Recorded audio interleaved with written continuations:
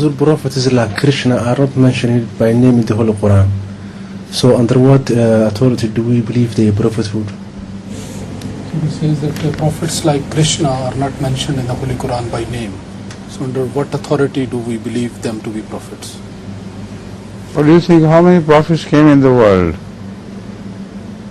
according to traditions? Do you know?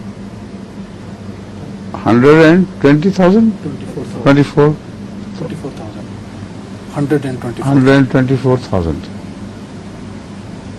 So if Quran mentioned all of them, it could just mention their names.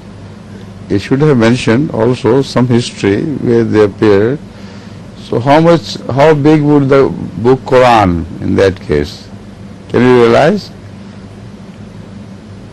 The Fatain would be as large as from that wall to this wall, or even larger. So Allah is wise. Allah knows that it is impossible to mention all the other prophets of the world of all times by name and to tell their history as well.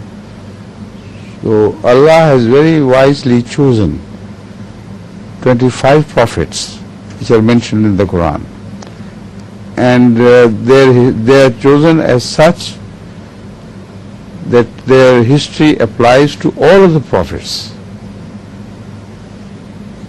Whatever happened to them, that happened to other prophets of Allah as well. So this is with the special grace of Allah that He has not mentioned all the names and their history of the older prophets.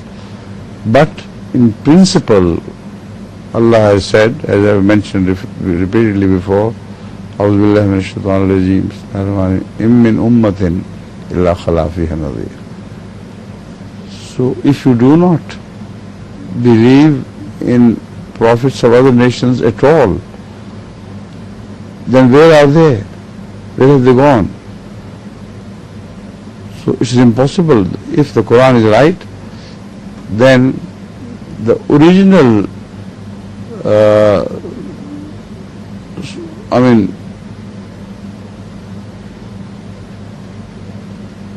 what should I say, those who were revealed originally from Allah, Wahi, and who were made prophets, they must have been hidden by the mist of centuries from their time onwards, until their teachings were converted entirely to idolatry, idolism, etc., etc. The best proof I have given before many times of this fact. Khana Kaaba was built by one of the greatest muwahhideen after Rasulullah sallam, Hazrat Ibrahim alayhi salatu wasalam. And what was the condition of Khana Kaaba at the time of Rasulullah sallallahu alaihi wasallam? It was filled by idols according to the number of days of a year. There were as many idols. Could anybody looking at it understand that the Prophet who rebuilt this place, was a worshipper of unity of Allah and a very great, one of the greatest worshippers of unity of Allah? Could anyone believe? So this is why when you go to India, for instance, and see their temples, they are filled with so many imaginary idols of deities. Nobody can believe that the founder of their religion was a perfect believer in the unity of Allah. So when you read the history of Hazrat Krishna alayhi salatu wasalam, then you most certainly draw the conclusion that he has to be from Allah. I have read his history very closely, and I'm sure that he was one of the greatest prophets born in India. like Ramchandra also. He was also a great prophet born in India before Krishna.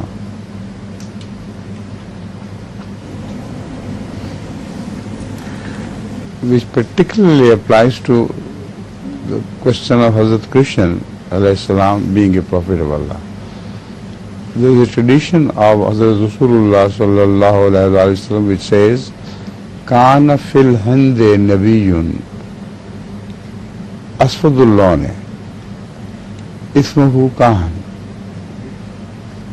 In India, there was a prophet of Allah, dark in color, and his name was Kahan. And people forget that Hazrat Krishna is called Krishna Kanhaiya. So Kahan and Kanhaiya are in fact the same word, slightly changed in order. So all the description of Hazrat Krishna is given. If not Hazrat Krishna, who else is the recipient of Rasulullah sallallahu alaihi wasallam's blessing as his tasdeeq? So I'm 100% sure that Hazrat Krishna alayhi salam was a prophet of Allah, as mentioned by Hazrat Rasulullah sallallahu alaihi wasallam.